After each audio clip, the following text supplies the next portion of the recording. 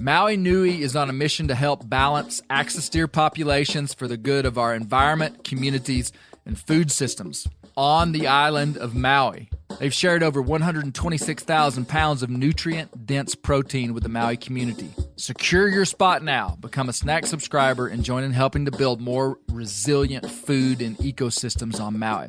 Visit MauiNuiVenison.com. That's MAUI venison.com and use promo code BEAR for 20% off your first order.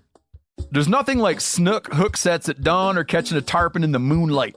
Find your next fishing trip made easy on fishingbooker.com and experience the magic of the Sunshine State or any other destination on your fishing bucket list. Book a blue water adventure in search of sailfish or go snapper fishing with the kids. With over 6,000 captains and trips to choose from, planning your next one just got a whole lot easier. Download the Fishing Booker app on the Google Play or App Store or visit them online at fishingbooker.com to book your trip today. Sport Dog is the most recognized brand in the hunting dog training industry.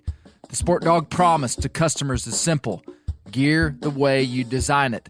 Every product Sport Dog builds is meticulously designed and rigorously tested in the field, ensuring it withstands the toughest conditions you and your dog may encounter. Using tracking equipment on my squirrel and coon dogs is extremely important to me. Get 20% off your first purchase using the code BEARGREASE. Go to www.sportdog.com/beargrease to learn more.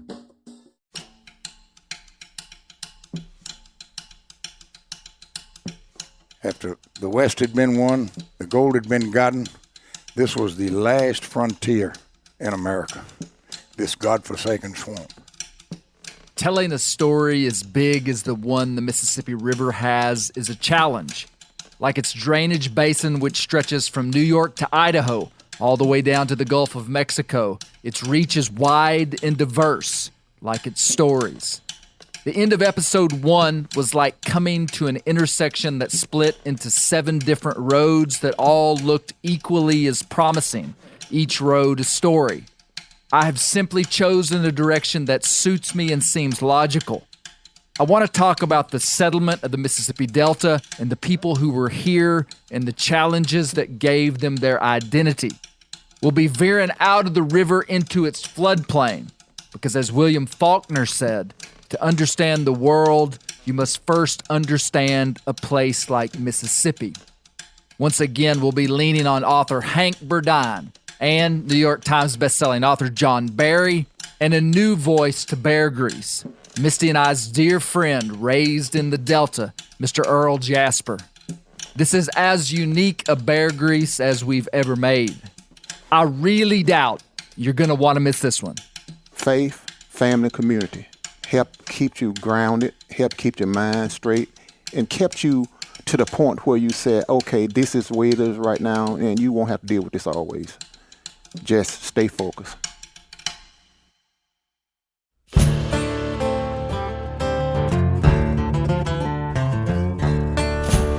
My name is Clay Newcomb, and this is the Bear Grease Podcast, where we'll explore things forgotten but relevant, search for insight in unlikely places, and where we'll tell the story of Americans who live their lives close to the land. Presented by FHF Gear, American-made, purpose-built hunting and fishing gear that's designed to be as rugged as the places we explore.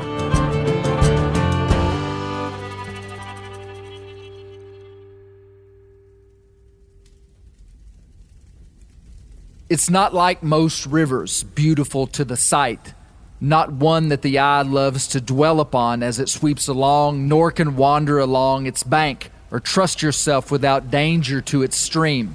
It is a furious, rapid, desolating torrent loaded with alluvial soil, pouring its impetuous water through wild tracts. It sweeps down whole forests with its course, which disappear in tumultuous confusion, whirled away by the stream now loaded with the masses soil which nourish their roots, often blocking up and changing the channel of the river, which, in its anger at being opposed, inundates and devastates the whole country around. It is a river of desolation, and instead of reminding you, like other rivers, of an angel which has descended for the benefit of man, you imagine it a devil. A European traveler wrote this about the Mississippi River in 1837.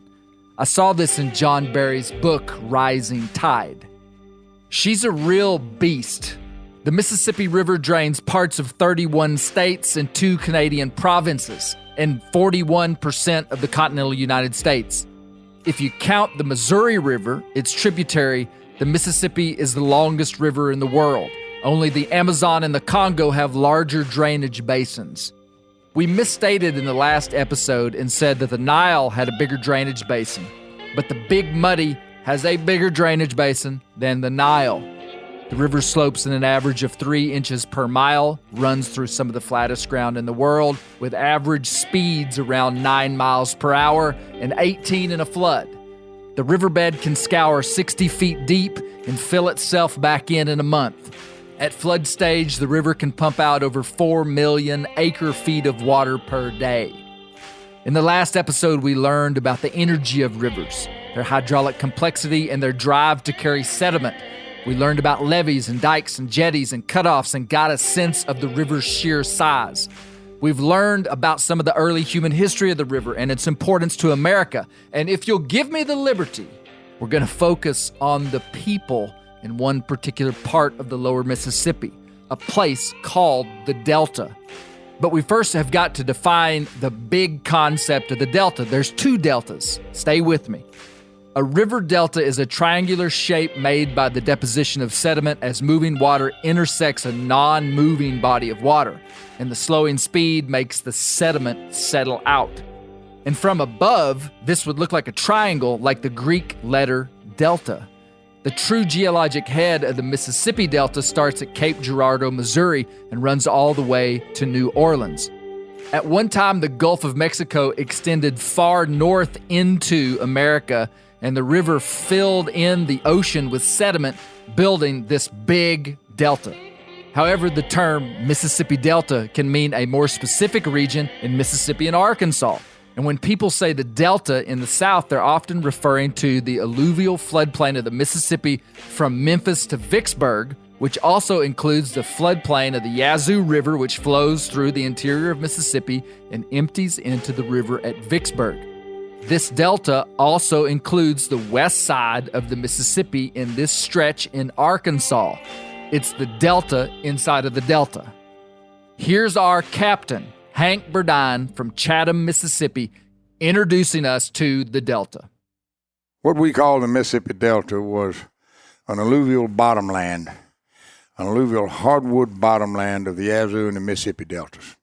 It was an impenetrable jungle, flooded every year. It was solid hardwoods, and then the swamp areas, cypress trees, your oxbow lakes, willow trees, cypresses.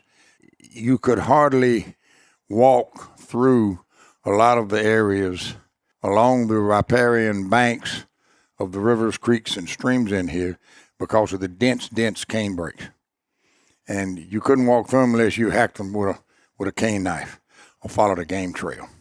In the woods itself, the trees were comparable to a lot of the redwoods and all that in California because you had these massive oaks, some of them 16, 18 feet in diameter, with a canopy over the top that shaded below, so you didn't have a lot of trees underneath that brush because the sun couldn't get to them. Mm-hmm. But then you'd get up next to a creek, and there was a canebrake that you couldn't walk through. And it was an impenetrable jungle. It was loaded with bear, wildcats, panthers, alligators, alligator snapping turtles, alligator gar. You had monstrous cottonmouth water moccasins, diamondback rattlesnakes. It was a wildlife paradise, but you couldn't hardly get in here. It's hard to imagine these ancient virgin forests and canebrakes.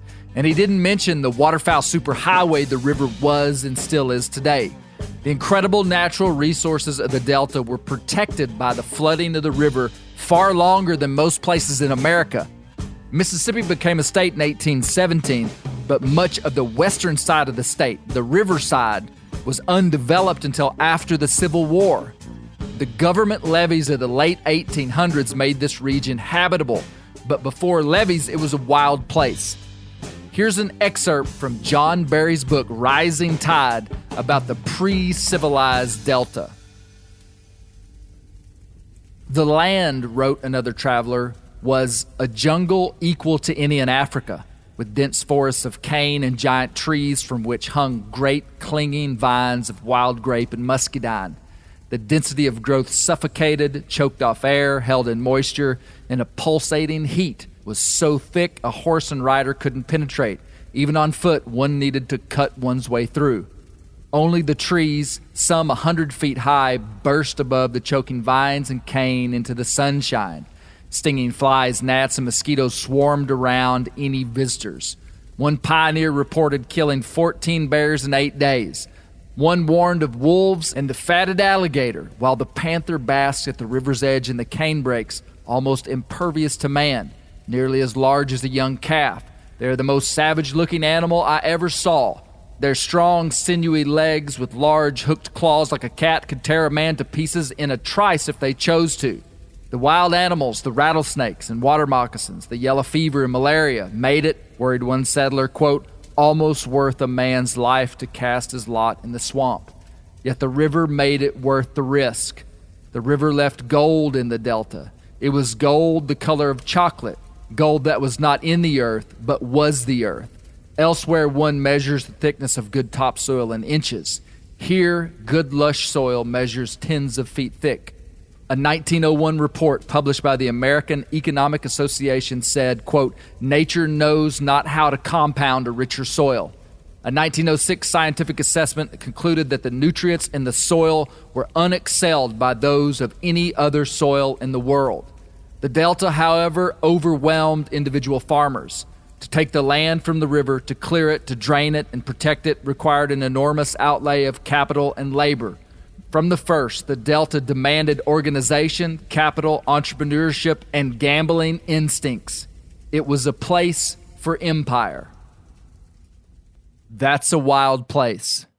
Here's Hank with how this jungle, the riverside of the Mississippi, was settled. And it was not until before the Civil War that the Delta even began being cleared. Folks would come down the river from Kentucky, get on the riverbank, which every river has a riparian bank which builds a natural levee on it itself as the floods come and the water overflows the banks. What it does, the heavier particles come out first. That is, your sandier particles, your heavy loamy type things will drift down, and away from that bank, you get into bottom lower areas, and that's where your real silty, fine sands, fine dirt and loam settle down. That's what we call buckshot, gumbo. It's a real heavy clay type dirt. Your sandier upper ground, we call sandy loam. Call it ice cream. Ice cream dirt. I mean, you can go out there and throw a kernel of corn out there, next thing you know, you got a corn crop. You know, it's some of the most fertile dirt, as we've said, in the world. So the only areas beginning to be cleared and farmed for cotton were along the Mississippi River.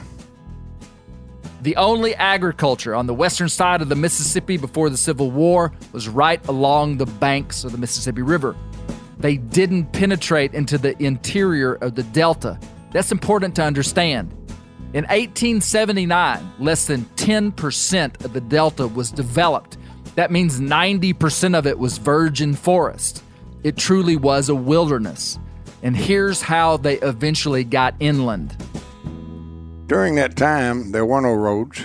There were no railroads. There was no way to get in here. It was a swamp. So the state of Mississippi gave rights of way, huge tracts of rights of way to railroad companies to begin opening up the Delta for cotton production and logging.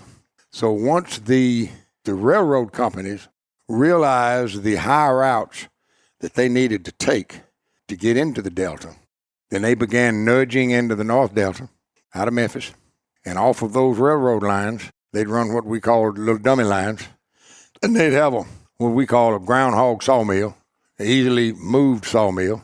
And because of the timber, the oak, the ash, the cypress, the pecan that came out of the Mississippi Delta, Memphis became known as the hardwood capital of the world. They were producing more hardwood than anywhere else because of the Mississippi Delta. Now, as those lands were cleared by the timber companies, if it was good ground, they would sell off those excess rights-of-ways to folks coming in from Virginia, the Carolinas, Kentucky, different areas, to continue the clearing and open up for cotton production. The railroads opened up new country paid for by logging. At this time, wood was the primary construction material for almost everything that man made. Once the land was cleared, it went into private ownership for farms. Here's some perspective on the timing of the settlement of the Delta. During that time in the early 1800s, on up through the middle 1800s, as the West was being opened up, Transcontinental Railroad was completed. The gold rush had gone on in California. They had already cut the majority of the timber in the Northeast, and then they hit the Northwest, the Redwoods, the big Sequoia areas, Washington State. This was the very last area in the country. The timber here was massive. I would ask my mama in conversations, what is so unique about the Delta? She said, it's the people. And I would say, yes, that's absolutely. I never disputed my mama on anything. But I would say, yes, it is the people. Yet I went a little step further. The people that were in the Delta then, after the West had been won, the gold had been gotten, this was the last frontier in America, this godforsaken swamp. And those people that came in here were true pioneers. They were in an uninhabitable place, trying to eke out a living on some of the best dirt in the world. So when I think of that, it's that pioneering spirit that helped create the Delta and to make the Delta what it is today. And a lot of the people that are in the Delta right now today, that's their grandparents. It's not their great-great-grandparents, that's their grandparents that were true pioneers that came in here opening this place up. Hank's grandparents cleared land for fields and started farming and helped found the town of Ruleville, Mississippi.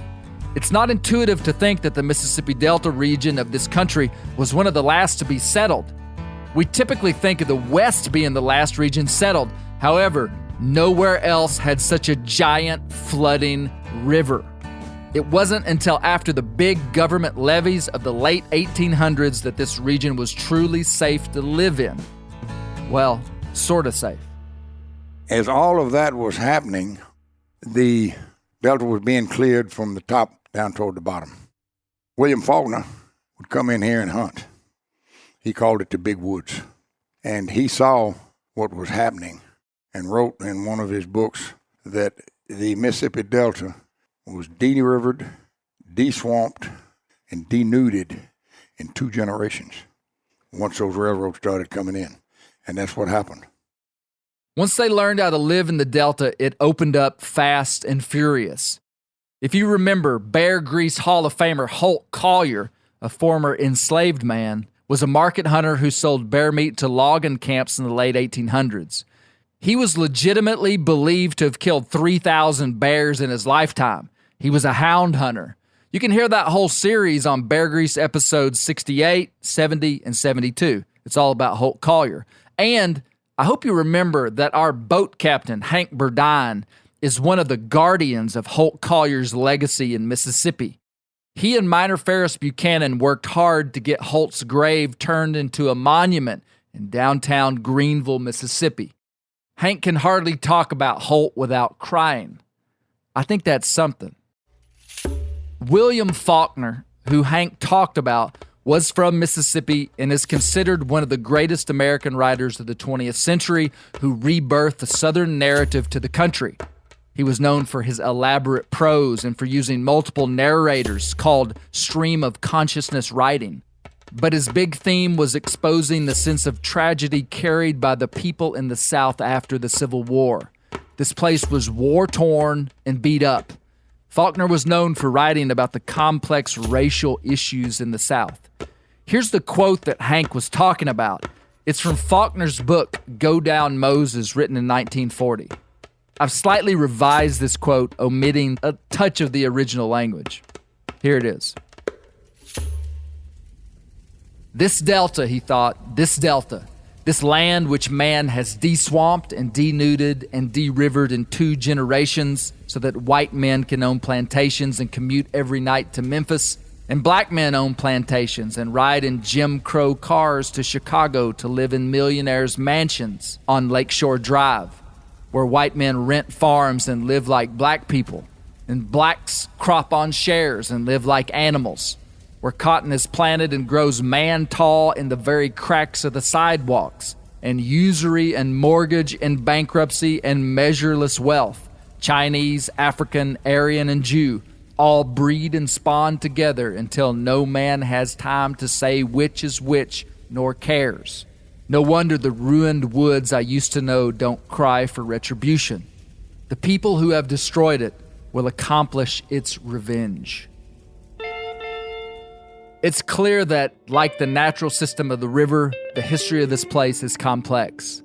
I don't fully claim to understand what Faulkner meant, except for one part. He was saying that the people who destroyed the physical delta, drained her swamps, and cut her ancient trees will self-inflict the land's revenge. He connected the social challenges of the South to its treatment of the land, which is an interesting thought. It's almost like the richness of the soil bred a unique kind of human greed. But the South doesn't stand out in this country as the only place that has abused the land. The impact of civilization and all that includes has been widespread. And interestingly, it seems like we're having social issues everywhere.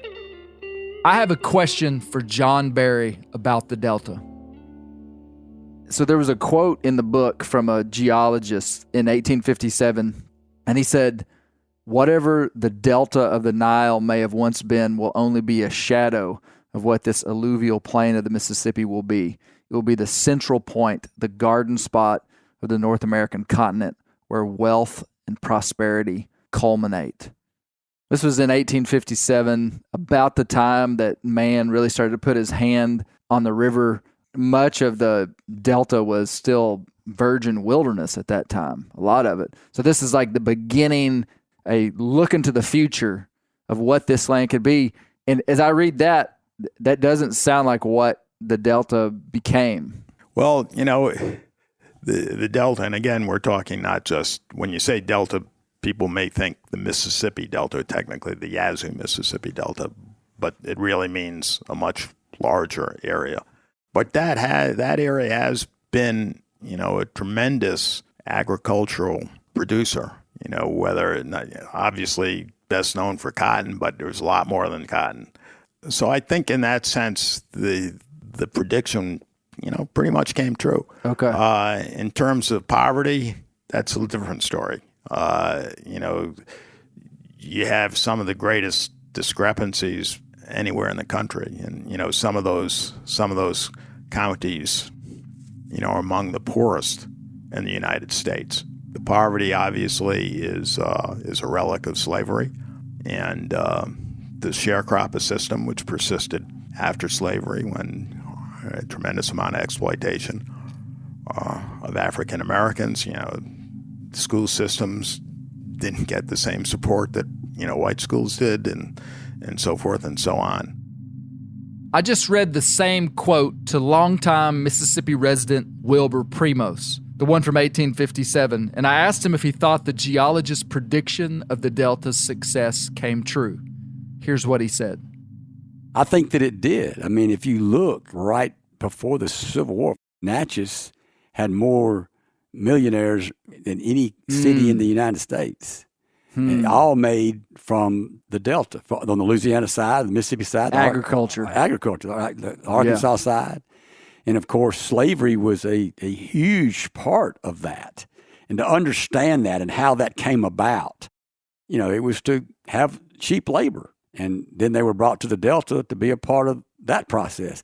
They even got Italians. That's why there's so many Italian farmers from the Mississippi Delta now, because they were brought over here from Italy to be the labor. Right, to be sharecroppers. Mm-hmm. In John Barry's book, it talks about how in Italy, there were signs on however they were traveling to get here by boat that said, if you're going to Mississippi or if you're going to Arkansas, basically you should reconsider. It's a trap. It's a scam, because they brought over all these Italians to be sharecroppers, and it was like a failure. I mean, they were really mistreated and the deal wasn't as good as it should have been, but there's still lots of Italian immigrants in the South. That's right. And the living conditions were deplorable. Ready to win Mother's Day and cement your reputation as the best gift giver in the family? Give the moms in your life an Aura digital picture frame preloaded with decades of family photos. She'll love looking back on these memories and seeing what you're up to today. Even better, with unlimited storage and an easy-to-use app, you can keep updating Mom's frame with new photos, so it's the gift that keeps on giving. And this is not a joke. Juju Newcomb has an Aura frame, and we share photos, and they're incredible. Also, my mother-in-law has one. We have them. They truly are really good, really high quality.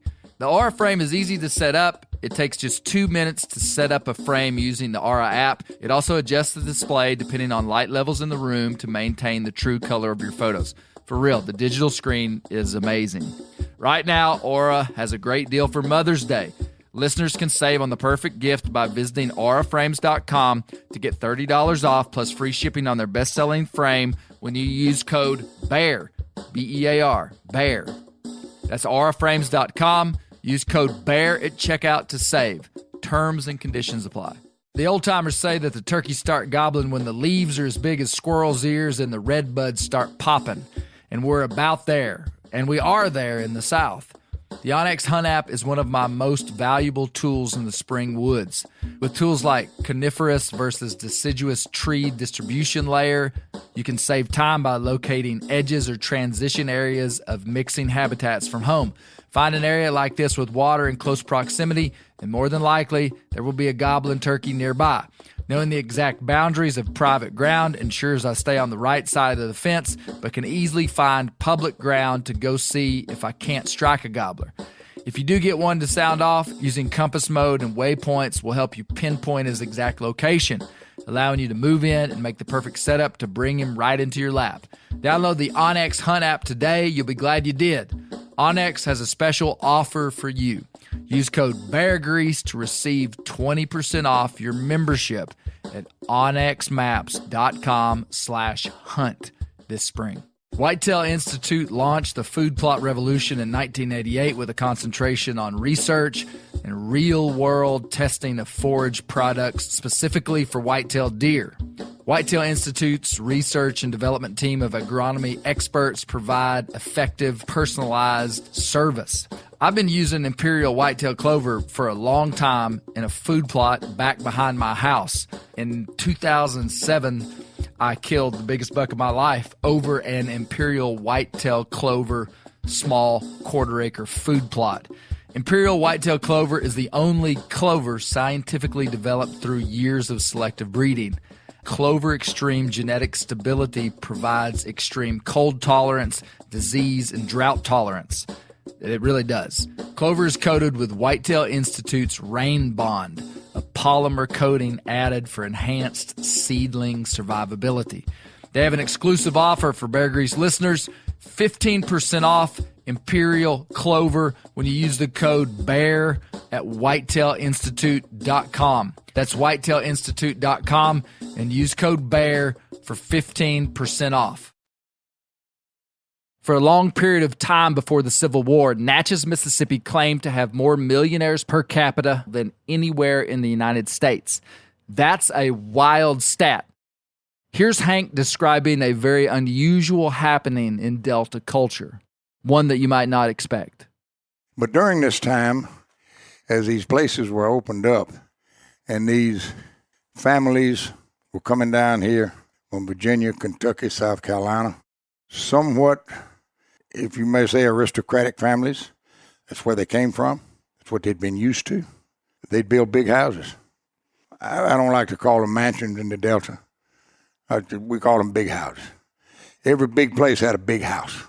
And in those big houses, you had libraries that were filled with Shakespeare, Proust, Keats, all of these literary volumes from all over the world that these people were used to having around, used to reading. Most of those houses had music rooms filled with grand pianos, cellos, harpsichords.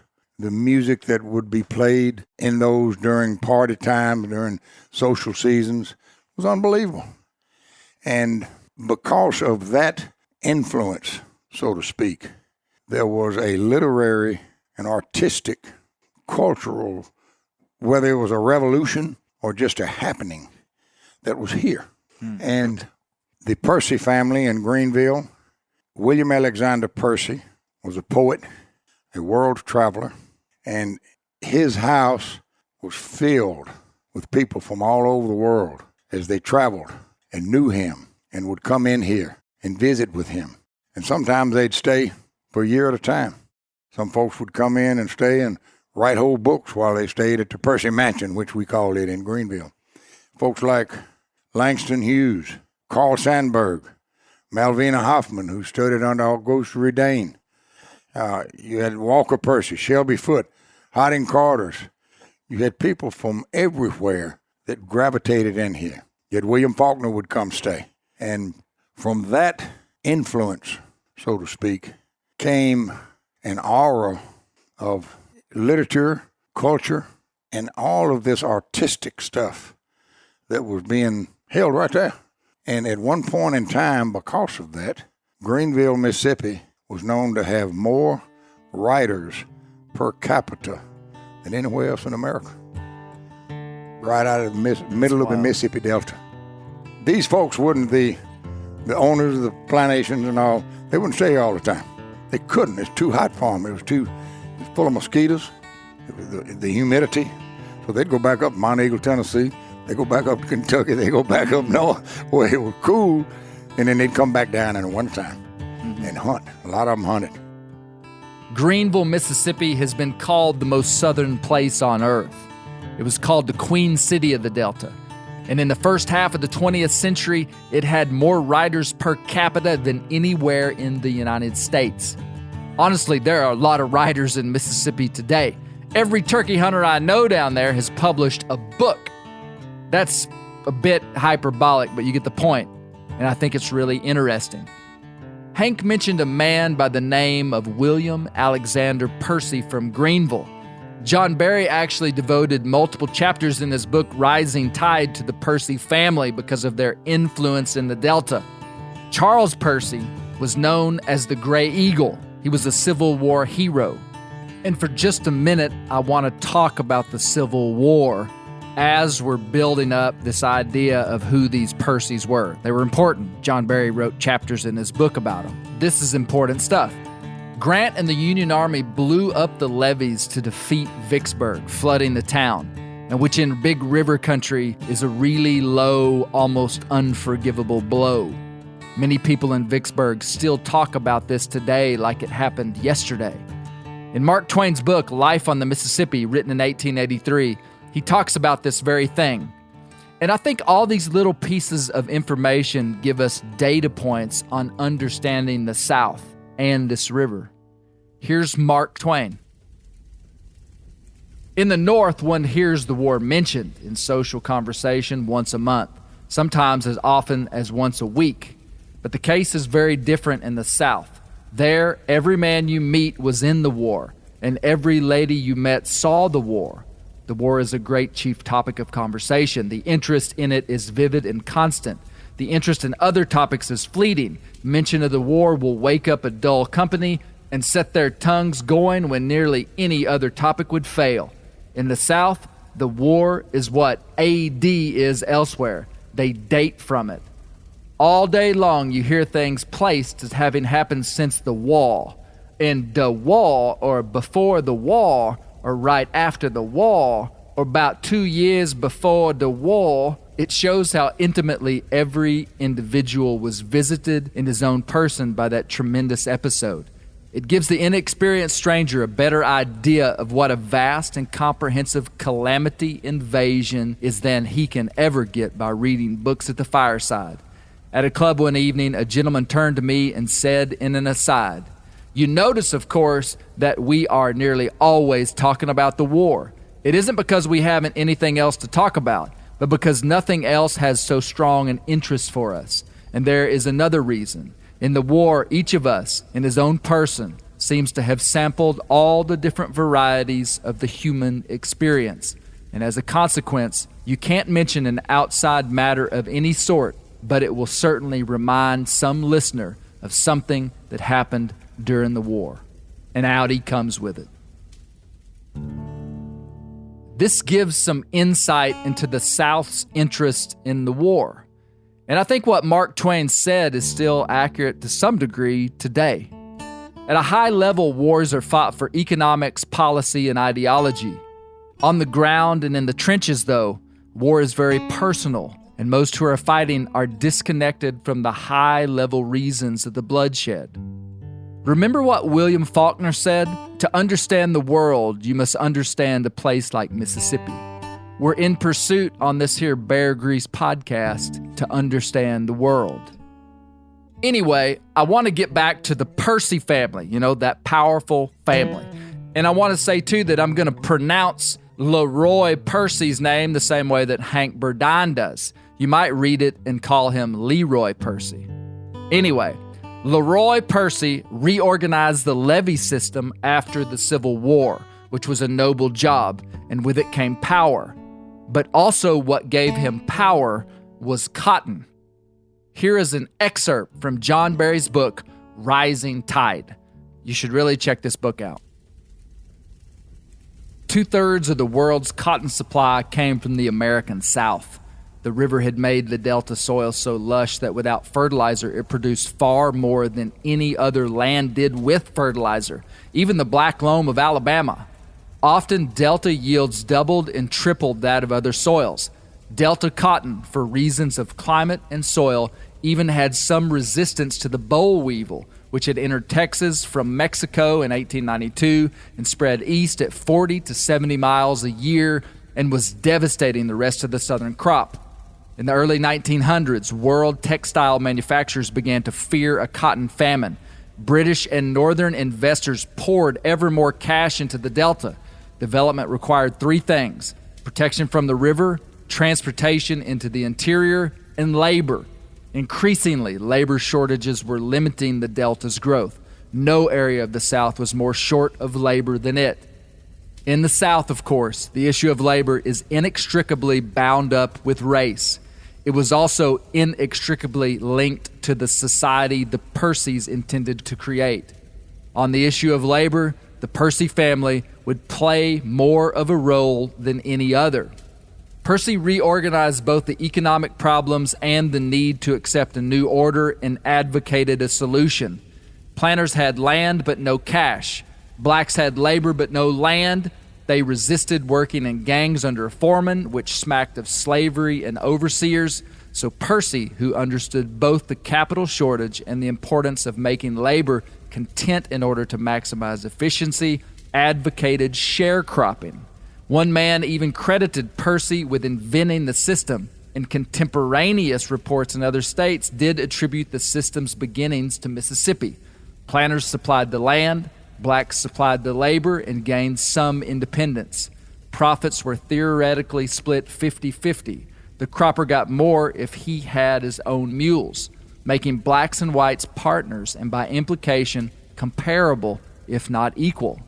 However abusive sharecropping later became, because of the system's implied partnership of white and black, initially whites resisted it while blacks welcomed it. The advocacy of sharecropping was not the only reflection of Percy's sensitivity to the inefficiencies of racial animosity. As Reconstruction dragged on, as the federal government became less and less willing to support black rights with army bayonets, Percy, like most Southern white leaders, became increasingly aggressive in his efforts to seize back power from the Republicans and Negroes. But he did not want to frighten away either labor nor Northern investors. Elsewhere across the South, Democrats took power by murdering hundreds of blacks, including dozens in the Delta, intimidating thousands away from the polls and perpetrating massive vote fraud. But Percy prevented the Ku Klux Klan from operating in his own Washington County, and no murders were reported there. On one occasion, Percy waded into a crowd to stop the lynching of a black man accused of murdering a white. Charles Percy, the Gray Eagle, was attributed by some to creating this idea of sharecropping, which became a big part of the post-Civil War South. Here's Hank Burdine. As the Delta was being cleared and begun to be farmed, this was after the Civil War, after emancipation. There was no slavery, and there was labor, but who's going to pay the labor? How they going to pay the labor? You don't have money in a cotton crop till you pick your cotton. So there was a system that came up called sharecropping, where and this black and white people would come in, and the owner of the place would give them a house to live in, give them about 27 acres of land to farm, of that which had a little garden on it in the house area. They farmed normally about 24, 25 acres. He and his family. He was supplied with a mule, supplied with all the implements, supplied with all the seed, fertilizers, whatever he needed, and he had credit at the company store, at the commissary. So all during the year, he could get what he wanted, what he needed to subside on, but he grew that crop, and he was in charge of that. And then at the end of the year, when it came time to pick cotton, and the cotton was picked and sold, then was divvy up day. When you came in, and the boss man going to get his share first, his cut, whatever percentage that was. Then you took the indebtedness at the store out, and the rest of the debt on everything else, and whatever was left over went to the sharecropping family. Now, some years it wasn't bad. You had a good crop. The price of cotton was high. Family could get by, and they had a place to live and food to eat the whole time, wood to cut for his wintertime heat. There was an instance where that system could be abused by the guy sitting behind the desk, with his pencil. I don't think that happened as much as a lot of people assume it may have, because you wanted good people on your place, and you wanted them happy. You didn't want them to get upset and leave, and then you hadn't got anybody to farm your cotton. No matter which way you shake it, sharecropping was tough. It certainly was abused, and other times it worked as it was supposed to. In 1888, Charles, the Gray Eagle, died at the age of 53, but his son Leroy Percy, born in 1860, took up the family's empire-building mantle. Leroy Percy owned the 20,000-acre Trail Lake plantation near Greenville. This is complicated, but he grew up with and would be a lifelong friend of the bear hunter Holt Collier, who was the former slave of his father.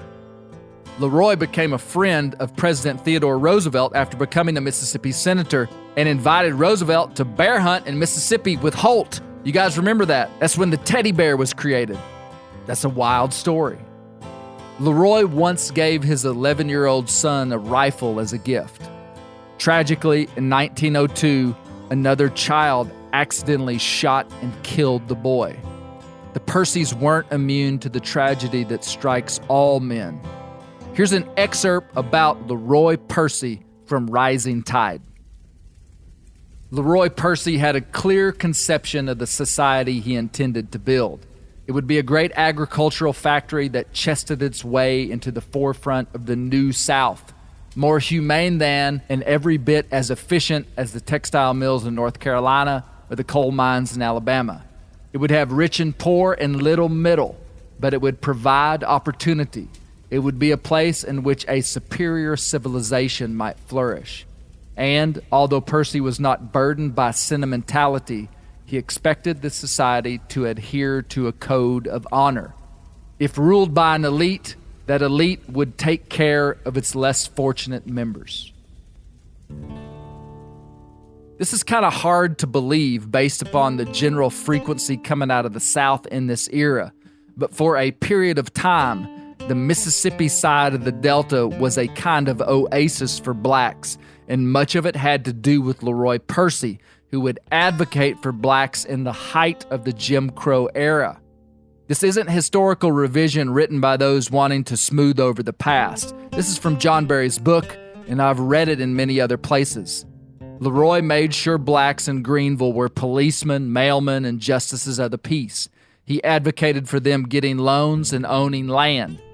On March 1st, 1922, Leroy Percy had a public debate with organizers of the KKK who wished to legally enter Washington County, Mississippi. He was quoted in newspapers across the country saying, "Friends, let this Klan go somewhere else where it will not do the harm that it will in this community. Let them sow dissension in some community less united than ours." I want to read another section from Rising Tide. You got to get this book. The Delta did offer blacks at least relative promise. Judge Robert R. Taylor of Indiana, a member of the Mississippi River Commission, pointed out that levees, by allowing the mining of the river's wealth, also allowed, quote, the Negro to better his condition. In considerable and increasing numbers, he is buying land and becoming an independent cultivator. Nowhere else in the South are as favorable opportunities offered to the black man as in the reclaimed Mississippi lowlands, and nowhere else is he doing as much for his own uplifting. Percy and the men with him, whom he dominated the region, and particularly Washington County, did create something special, at least given the times. Largely because of Percy, who was on the board of one bank and influenced others, lenders did not hesitate to offer blacks mortgages. In 1900, blacks owned 2/3 of all Delta farms, probably the highest proportion of black land ownership in the country. Also, largely because of Percy, Greenville had black policemen, a black justice of the peace, and every mailman in the city was black. In 1913, the Census Bureau concluded that the plantation organization was, quote, more firmly fixed in the Yazoo, Mississippi Delta than any other area of the South. But even sharecropping could offer opportunity. Alfred Stone founded an agricultural experiment station to develop a better cotton, and as a social scientist, kept meticulous records of his settlements with his sharecroppers. In 1901, the average family on his plantation cleared $1,000 after all expenses were deducted. And in 1903, they cleared roughly $700. The Mississippi outside the Delta was contrasted sharply with this picture. There, whites were driving blacks off the land, burning their barns, whipping them, forcing them to sell at a loss, murdering them. In one Mississippi county, 309 men, including the sheriff, were indicted. Some towns bragged that they were N-word free. More important was an outbreak of lynchings of almost incomprehensible viciousness. What Percy created in his Washington County and much of the wider Delta was kind of wild. But then in other parts of the South, all the stuff that a lot of us have heard about was absolutely going on. But Percy and his motivations, however, were more pragmatic than one might hope. In a speech, he also stated that if all the blacks left, the economy would plummet. Charles Percy, Leroy's father, had distributed tens of thousands of a pamphlet titled The Call of an Alluvial Empire, which spoke of the potential prosperity of the Delta. The Percys were ruthless pragmatists, and they were set on building this alluvial empire, and it required labor. One governor who was advised to put the Percys in their place said, quote, "You cannot conciliate them and retain your self-respect. They demand nothing short of the earth." These guys knew how to wield power, and this labor thing had been a problem since the Civil War. Leroy Percy was dead set on not recruiting the poor whites from the hill country of Georgia and Alabama, who were problematic and prone to make racial issues worse. It's interesting that the KKK was primarily lower-income, marginalized whites. The Klan did well with this group because they rallied around two common enemies, one below them, the blacks, and an enemy above them, the establishment, which they perceived to be run by wealthy Jews. In 1920, the KKK had 3 million members, and they called themselves the Invisible Empire. And they weren't even primarily based in the South. Between 1915 and 1944, here are the top 10 states with the highest KKK membership: Indiana, Ohio, Texas, Pennsylvania, Illinois, Oklahoma, New York, Michigan, Georgia, New Jersey, and Florida. That's wild. Prior to Leroy Percy, Delta planters had recruited even Chinese laborers from Hong Kong, and at one time there were over 50 Chinese grocery stores in Greenville, Mississippi alone. Do you remember when Holt Collier used to make the kids go buy him an orange pop and a plug of tobacco from the Chinese store before he would tell them a story? That was in Greenville. The Chinese didn't work out, so around 1900, Percy himself went to Italy to recruit workers and hire labor agents. They would bring over thousands of Italians and have them work as sharecroppers on Delta plantations. The experiment failed miserably. The people felt cheated and misled, and the Italian government even got involved, warning their citizens not to go to Mississippi or Arkansas. I think I'm beginning to understand Faulkner's quote about the complex social issues of this place. Ready to win Mother's Day and cement your reputation as the best gift giver in the family? Give the moms in your life an Aura digital picture frame preloaded with decades of family photos. She'll love looking back on these memories and seeing what you're up to today. Even better, with unlimited storage and an easy-to-use app, you can keep updating mom's frame with new photos, so it's the gift that keeps on giving. And this is not a joke. Juju Newcomb has an Aura frame, and we share photos, and they're incredible. Also, my mother-in-law has one. We have them. They truly are really good, really high quality.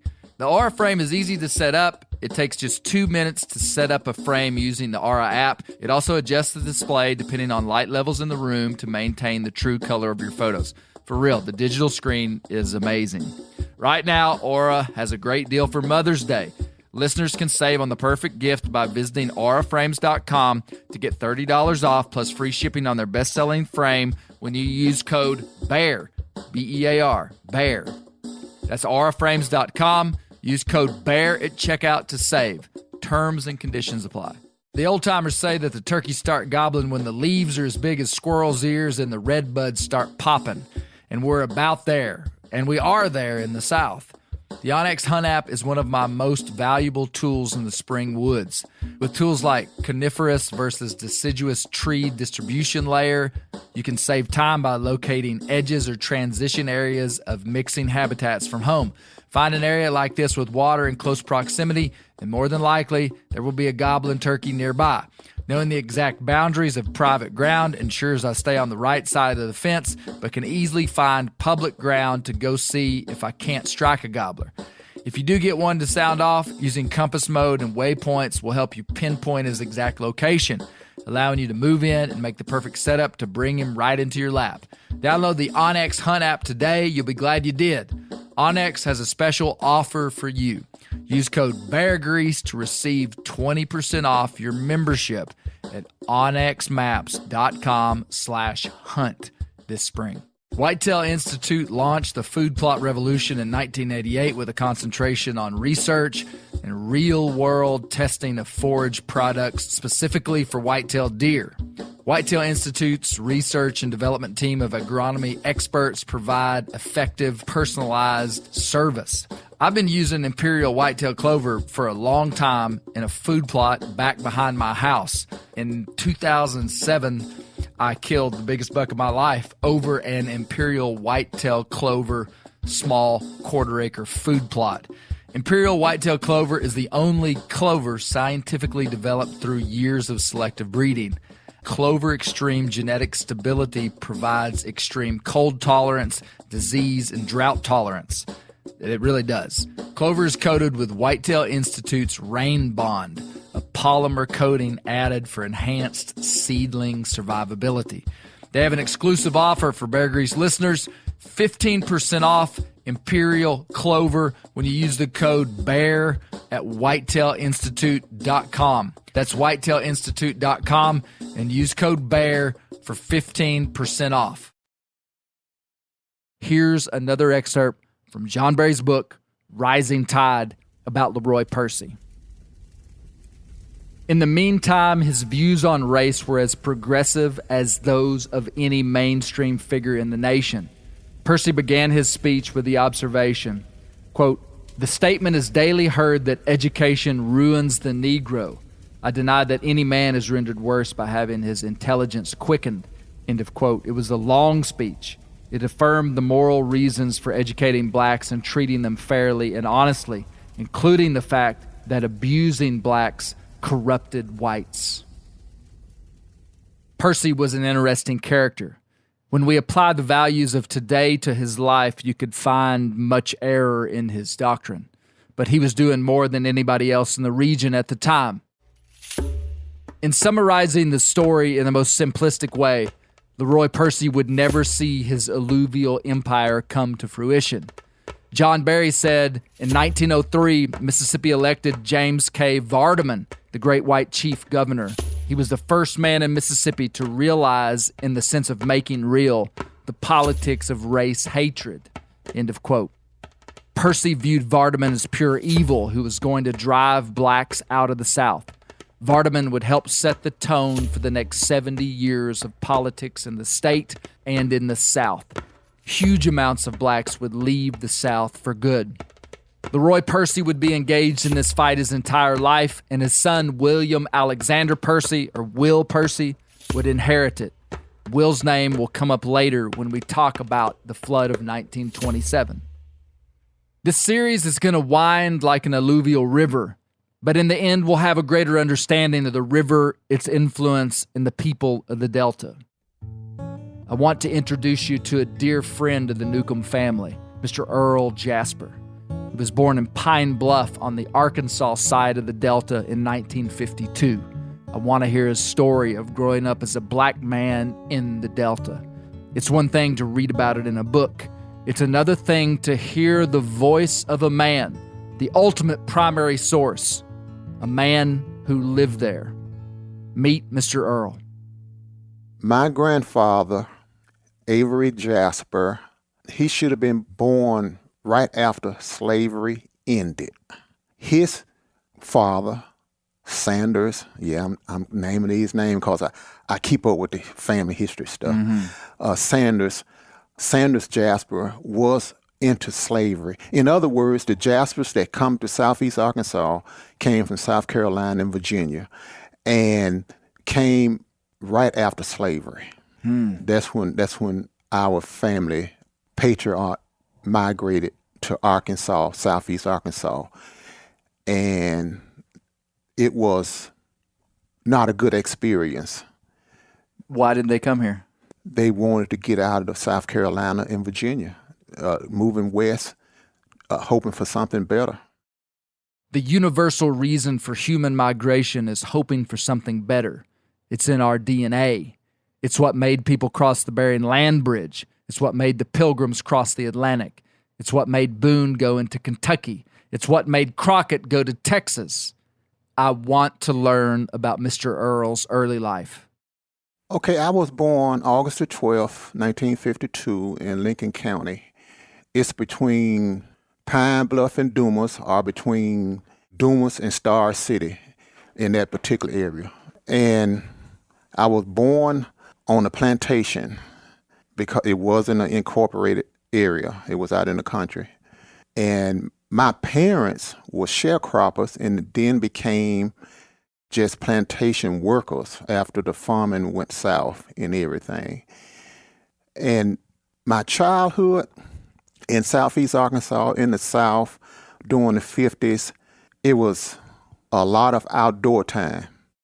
You know, now people pay guides and whatnot to go find game and look for sports.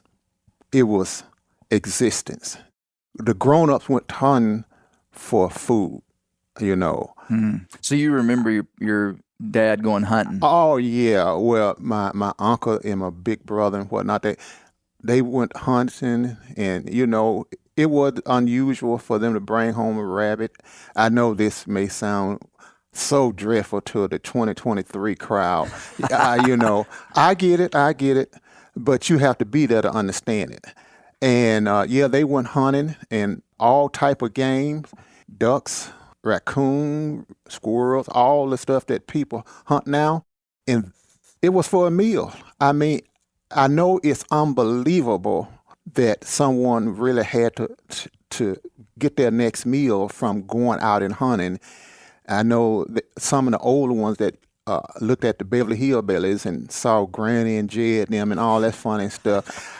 That was a sort of like, it wasn't as funny, but that's the way it was. That's the way it was. In the Delta, you worked all the time until it got where the crop was in and whatnot, and then you had to survive so many months until work time come again. These people were truly connected to the land through farming and hunting. This was a way of life.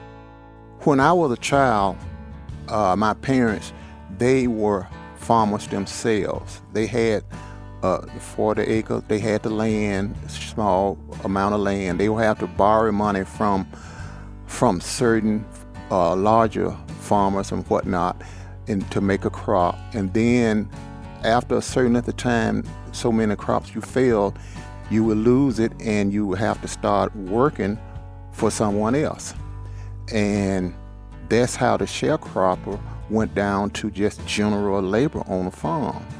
You have so many bad crops and you can't repay your loan, and they call in a loan, and so they'll take the land and you'll stay there, but you won't own it anymore. You'll be working for the people that loan you the money for so many years to do that.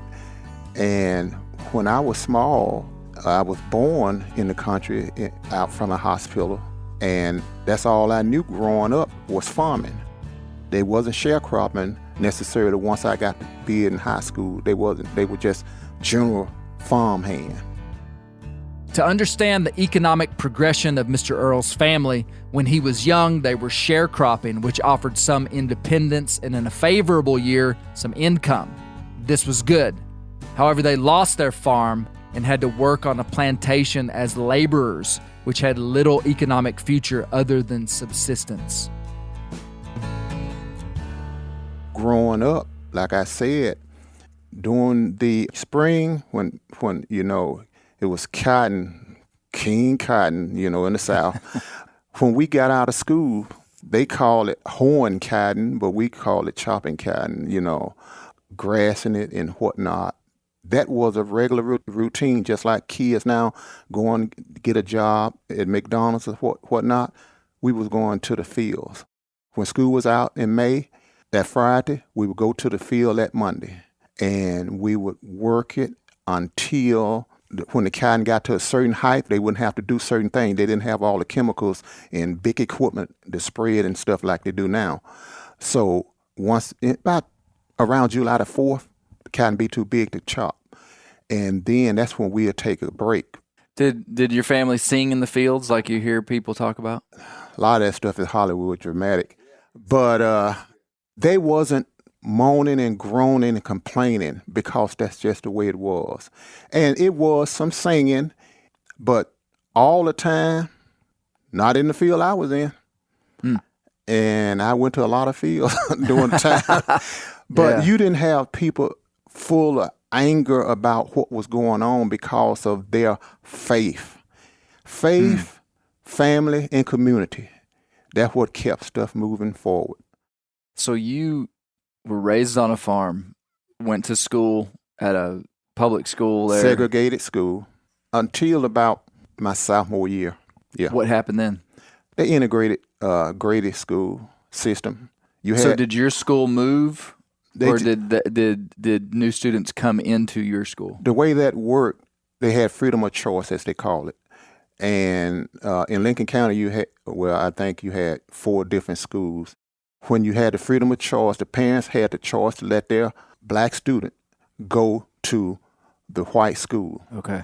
And the white kids could have went to the black, but we know that wasn't going to happen. And that's what did it. Was freedom of choice, I think, for a couple of years. And then when it went forced integration, as they call it, when they just combined the two schools together, I think when I was a senior in high school, that was the first year it went all the way, just graded the black and the white school went together as one. I think I was a senior in high school. What was that like for you? Oh boy, what was that like? It was fights every day. It wasn't a good atmosphere. It wasn't good. But for the most part, a lot of kids taking it in stride because that's just the way it was. It wasn't good at all, not for a lot of kids. And you had white flight, which was not unusual. And the ones who stayed had to endure attitudes of certain teachers that did not want to teach you.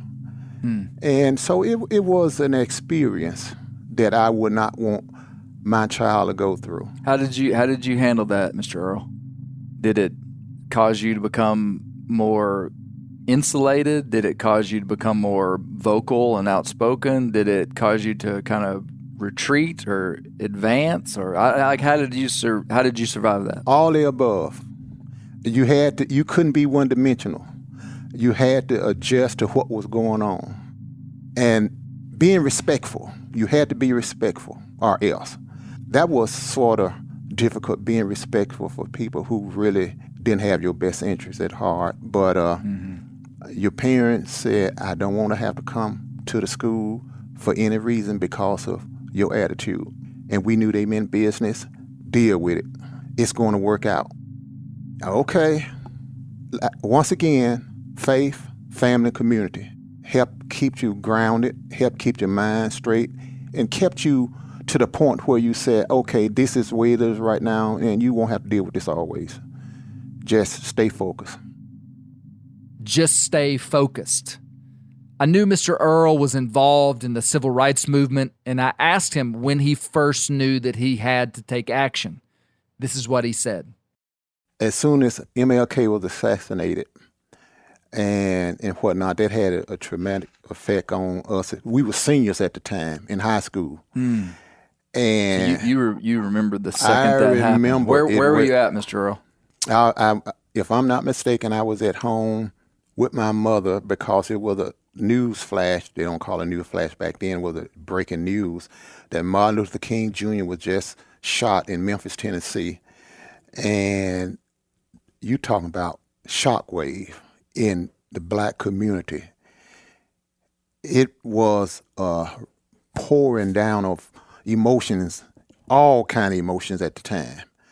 And the adults, back then you didn't go in the presence of adults listening to what the conversation were because you was a child, so they was talking, but I was a teenager at the time, so I was pretty much knew what was going on. And so fast forwarded when they want to make MLK a legal holiday. And of course, the administration of our school wasn't going to be supportive of us, want to stay out of school to honor that day. And so the seniors, all of us, we said, okay, this is the day they are doing it, and this is the day we're not going to come to school. They can just do what they have to do whatever for that day because we were going to graduate anyway. So they would let you out for deer hunting, but they wouldn't honor what we was trying to do. So we said we'd take a deer day, but that wasn't too good because they knew what we were trying to do anyway. That's what we're going to do because that's how important it is to us to honor his legacy by trying to show that we support that it need to be a national holiday. And at that particular time, it sort of springboarded from there when I was the president of the PTA, and I was the president of the local NAACP for Lincoln County for years. And we had a lot of different issues and whatnot in the Southeast as well as the state of Arkansas. That's just some of the things. And the NAMI, National Alliance for Mental Illness, that's out of Little Rock, and disability rights, I was the president of the board of both of those because those issues was important to my community is important to me also. Everything that affected my family and my community and my church, I wanted to be a part of it. Mr. Earl is a man of action.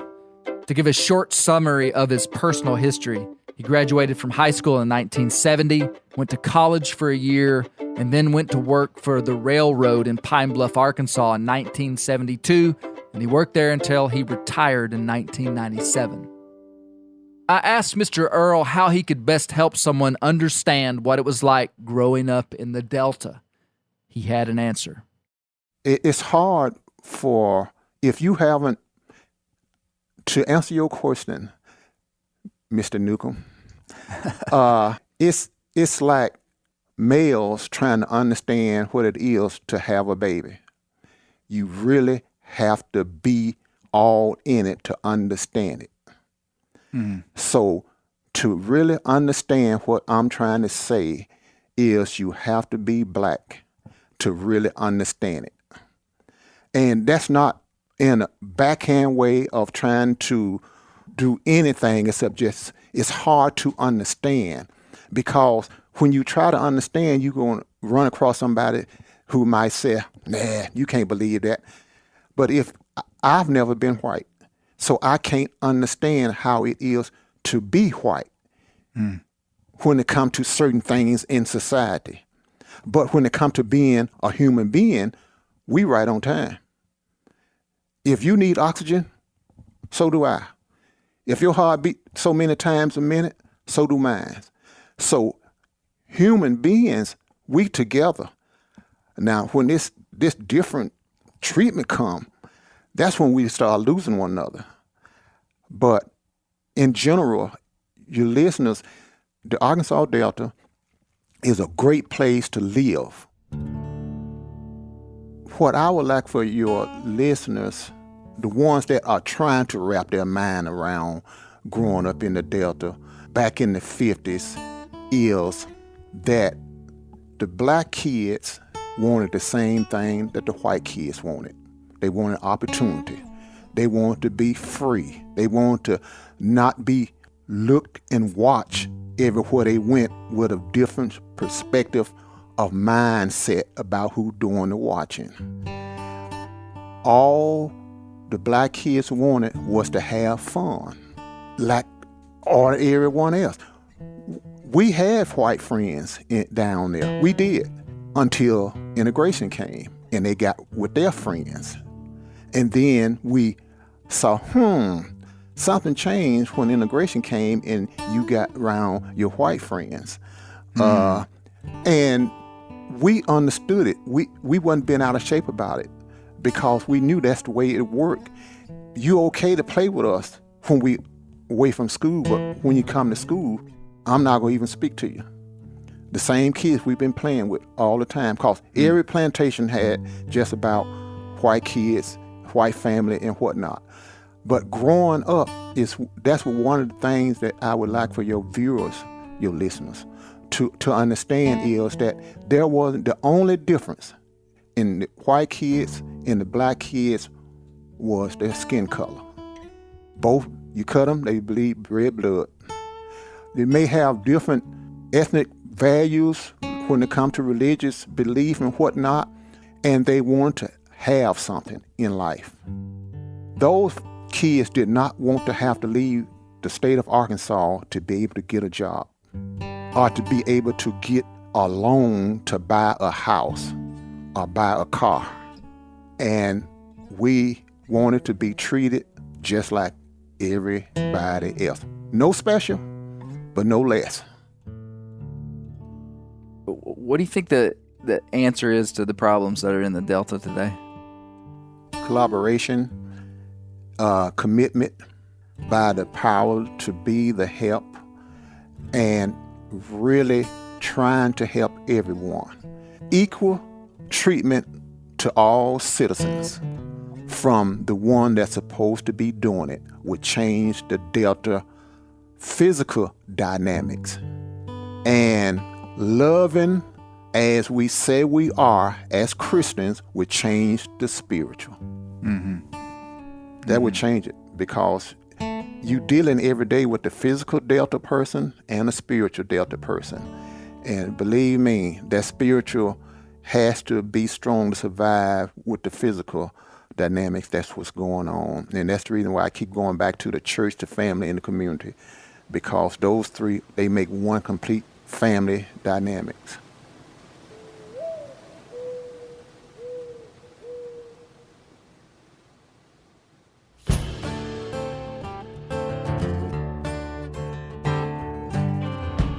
I think those are wise words, maybe wiser than the academics and politicians and high-dollar think tanks who set out to solve the problems of the Delta. And there are many of those, many, many. I count it a great privilege to sit with Mr. Earl and hear the story of his life. I had a feeling that the story of this great river would be surprising, enlightening, and humbling, all in the same current. And I think that's what's happening. We've got a lot of topics yet to cover, like the river's fishery, the history of taming this river, and even the blues. We've got a long ways to go. I can't thank you enough for listening to Bear Grease. We're putting our heart and soul into these episodes, and I really appreciate you listening. Please share our podcast with a friend this week, and I look forward to talking with everyone on the Bear Grease Ringer.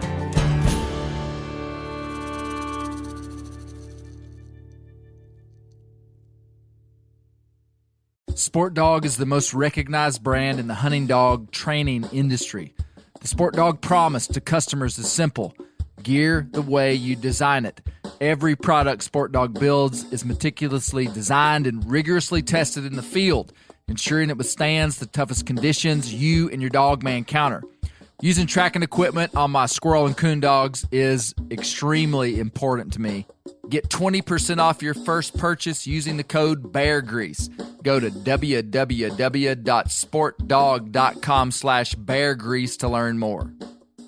I'm sure a lot of you guys remember the old ceremonial hunting tradition of eating the heart out of the first animal you kill.